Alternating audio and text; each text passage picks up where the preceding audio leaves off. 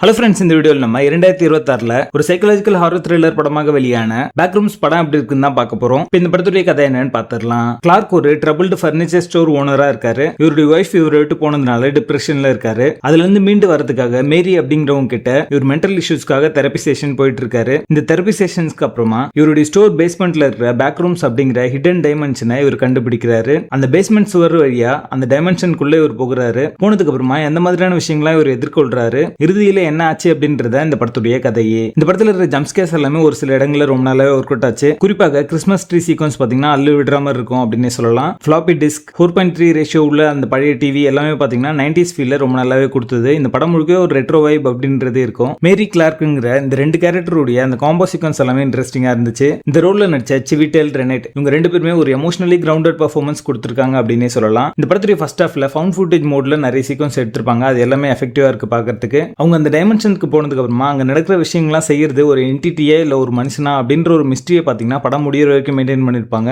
அது ரொம்ப நல்லாவே இந்த படத்துக்கு ஹெல்ப் பண்ணிருக்கு அப்படின்னே சொல்லலாம். இந்த படத்துக்கு தேவையான ஒரு ஈரி அட்மாஸ்பியரை ரொம்ப நல்லாவே கிரியேட் பண்ணிருந்தாங்க. அதாவது அந்த டைமென்ஷன் பாத்தீங்கன்னா அன்லிமிட்டடா போயிட்டே இருக்கும். அடுத்தடுத்த ரூம் அப்படின்ற மாதிரி நகர்ந்துட்டே இருக்கும். அது பாத்தீங்கன்னா ஒரு கியூரியாசிட்டியும் அடுத்து என்ன நடக்கும், அடுத்த ரூம்ல என்ன மாதிரியான விஷயங்கள்லாம் இருக்கும் அப்படிங்கிற ஒரு டென்ஷன் பில்டிங் இருந்துட்டே இருக்கும். இந்த படத்துடைய பேஸ் கான்செப்டான அந்த பேக் ரூம்ஸ் அப்படின்ற கான்செப்டே பாத்தீங்கன்னா இன்டர்நெட் பினாமினன் அப்படின்னே சொல்லலாம். நிறைய பேர் பாத்தீங்கன்னா அவங்களுடைய ட்ரீம்ஸ்ல இந்த மாதிரியான ரூம்ஸ் வந்து எக்ஸ்பீரியன்ஸ் பண்ணிருக்காங்க அப்படிங்கிற ஒரு மித் அப்படின்றது இருக்கும். அதை பேஸ் பண்ணி தான் இந்த படத்தை எடுத்திருக்காங்க. இந்த படத்துக்கான ப்ரொடக்ஷன் டிசைன் ரொம்ப நல்லாவே பண்ணிருக்காங்க. அந்த ரூம்ஸ் எல்லாத்தையும் வடிவமைச்ச விதம் பாத்தீங்கன்னா ரொம்ப நல்லாவே இருக்கும். சவுண்ட் எஃபெக்ட்ஸும் ரொம்ப நல்லாவே பண்ணிருக்காங்க. அந்த ஆம்பியன்ட் சவுண்ட், சில சீக்வன்ஸ்ல சைலன்ஸே பாத்தீங்கன்னா இந்த படத்துக்கான ஒரு த்ரில் ஃபேக்டரை எலிவேட் பண்ணி காமிச்சிருக்கு. வெறும் ஜம்ப்ஸ்கேர்ஸ் மட்டுமே ரிலே பண்ணி இல்லாம ட்ரெட் அண்ட் மிஸ்ட்ரியை ரிலே பண்ணி இந்த படத்தை எடுத்திருக்காங்க. படம் முடியும் போது பாத்தீங்கன்னா இதான் நடந்தது அப்படின்றத சொல்ல மாட்டாங்க. ஆடியன்ஸோட இமேஜினேஷனுக்கே அதை விட்டு போயிருப்பாங்க. இந்த மாதிரியான விஷயங்கள் பாத்தீங்கன்னா சில பேருக்கு டிசப்பாயிண்டிங்கா இருக்கலாம். படத்துல ஒரு சில சீக்வன்சஸ் பாத்தீங்கன்னா ரூமை சுத்தி காட்டுறாங்க அப்படின்ற ஒரு ஃபீலும் வரதான் செய்யுது. அதை கொஞ்சம் தவிர்த்திருக்கலாம். படத்துடைய பேசிங் நல்லா இருக்கும். 2026 வெளியான சிறந்த படங்கள்ல இதுவும் ஒண்ணு. இது ஒரு டாப் சினிமா, மிஸ் பண்ணாம பாருங்க.